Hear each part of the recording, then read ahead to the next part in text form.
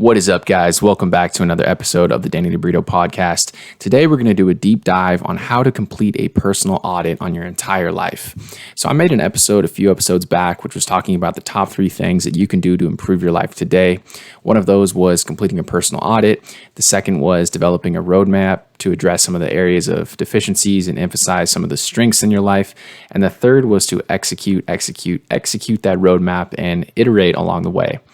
And I want to do a deeper dive into how to complete a personal audit because truly understanding yourself is the foundation of personal development. It is the foundation of self-improvement. If you don't know where you're lacking and you don't know your strengths, how are you going to aim to improve your life in the first place? And so this is really a core step of anyone's personal development journey. You need to get to know yourself. You need to identify exactly what's lacking in your life. And you need to be 100% honest with yourself when you do this process. And so today I want to describe a little bit of a framework that you can use when you complete your personal audit and when you're really honing in on those areas of your life that do need improvement, and then taking the second step to develop a plan of action to improve those areas. So first things first, I touched on this a little bit and I've talked about this a lot on the podcast, but doing a personal audit really relies on self-awareness. As much as you can cultivate self-awareness in your life, it will benefit you tenfold because anybody that understands themselves knows exactly where they're headed. They know exactly what they need to work on, and they know with greater clarity what areas of their life are lacking and that need improvement in the first place. So doing a personal audit will actually help you cultivate self-awareness, but in reality, what I'm going to describe in today's episode is a way that you can develop greater self-awareness. And then the personal audit is essentially just looking inward and documenting exactly what you're noticing. So we'll start off today with one of the first and most profound ways that you can develop greater self-awareness, and that is simply a regular meditation practice. Now, meditation has benefits that range far beyond just doing the personal audit and getting to know yourself, but it is one of the key steps to develop that self-awareness and to get an objective view of your entire life and exactly where you're headed. And so I recommend, beginners, if you haven't meditated before, if you don't have a regular meditation practice, starting off with a 10 to 15 minute guided meditation.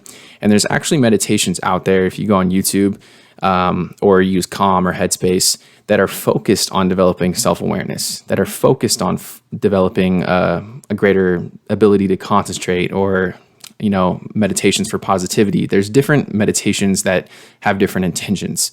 And so when you're doing a meditation to sort of set yourself up to do a personal audit and have success with your personal audit, you want to really focus on those aspects of self-awareness. You want to be able to look inward, and you want to have an objective view of who you are, and not in the sense that you're going to be overly critical of yourself, or that you're going to completely bash what you're doing and bash your entire life. But you want to have that honesty, that sense of awareness about where your life is headed and about how much you can improve in different areas. And so a regular meditation practice is crucial for this because it allows you to simply observe everything in your life. You can observe your thoughts, you can observe your current situation, and you look at things with a sort of neutral outlook.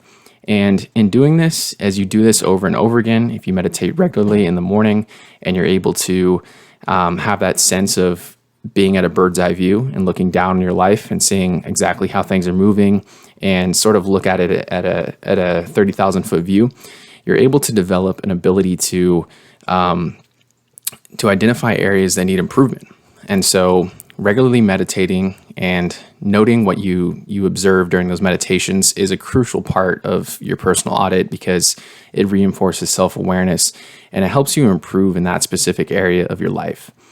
So once you've done a meditation practice and you built that into your life, you're going to have a much easier time of identifying specifically what parts of your life are lacking and what parts of your life you're doing pretty well in.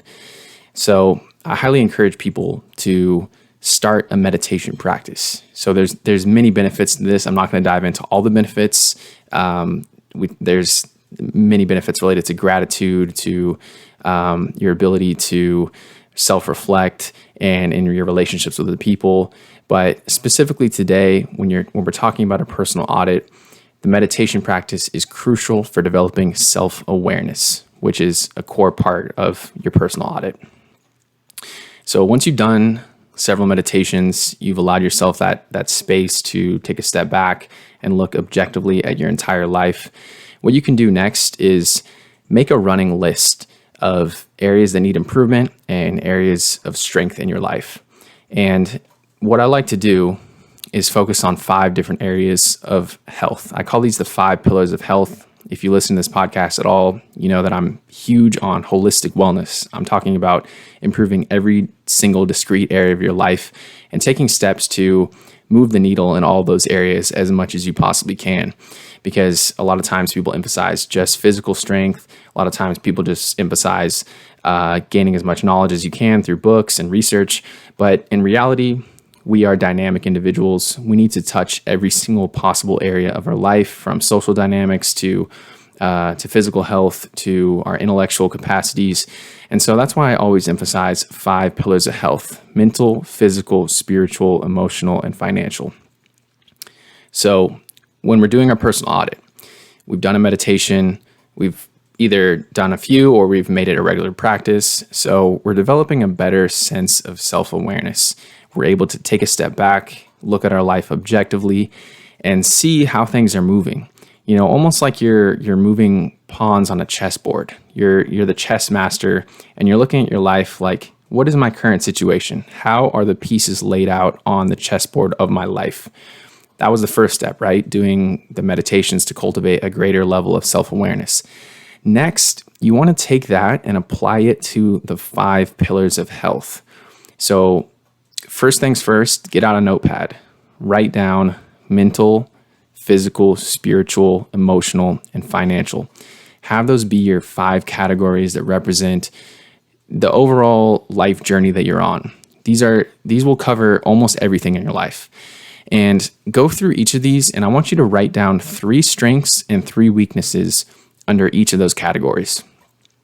That means looking inwards, looking at how your life is going, looking at specifically that pillar of health, and identifying areas that you're killing it in or areas that you could use some improvement in. So jot that down for each area. For example, if you're doing physical health, you want to look at 3 pros, not pros and cons, 3 positives and 3 negatives on how your current life situation looks. So if it's physical health, you could say, I'm doing really good at lifting in the gym. I feel like I'm maintaining a certain level of whatever it is, weight or mass. And then it could be, I've grown a lot in terms of like trying different exercises over the past couple years, and just write those 3 things down. And then you want to look at the opposite side of the spectrum. You want to look at areas that you can improve in those specific pillars of health. And so you do this for each area. You do this for the physical, mental, spiritual, emotional, financial. And once you've identified that is essentially a snapshot in time of how you're doing in all of those areas. And the key thing with this is to be 100% honest with yourself. Be completely, brutally honest.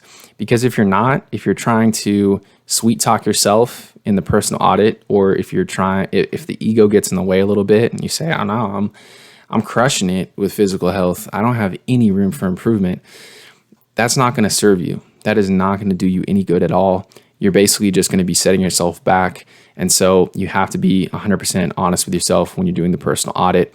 And once you've identified those specific areas, the next step is to take it and apply a plan to them. And I talked about this already on another episode, so I'm not going to dive fully into the roadmap, developing the roadmap. But the key thing here is to come up with that initial list. Come up with that initial list of activities, things that you're not doing, that you should be doing, things that you're doing well, and that'll give you a really good bird's eye view on where your life is at in the first place. And I always emphasize writing things down physically because there's a different connection that forms in your brain when you physically write it down on paper versus like typing it up on your smartphone or typing it up on your keyboard. Physically write it down, and You can take it a step further too. Once you do your personal audit and you have that running list within the different categories of life, of different pillars of health, I should say, you can actually put that up on a whiteboard. You can put that up on your bathroom mirror. You can put it on your door. You can make sure that you see those things each and every day, and you're sort of ingraining it in your mind that this is where my life is headed right now. If I don't make any changes at all, this is how things are set up, and this is going to be the patterns and habits that I fall into, and they're just going to keep reinforcing the current status quo.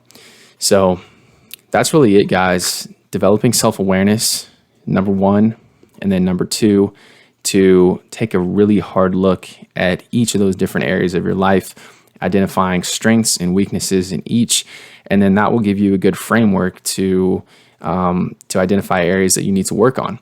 And that is the whole purpose of this journey, right? Is to make ourselves better in different areas of our life, to improve ourselves holistically. So highly encourage everyone to give that a shot. We're going to talk more about meditation and self-awareness on this podcast, but in general, that is just a quick and easy, quick and dirty framework that you can use to audit your life and come up with areas that you can work on. All right, until next time, guys, we'll chat soon. Peace.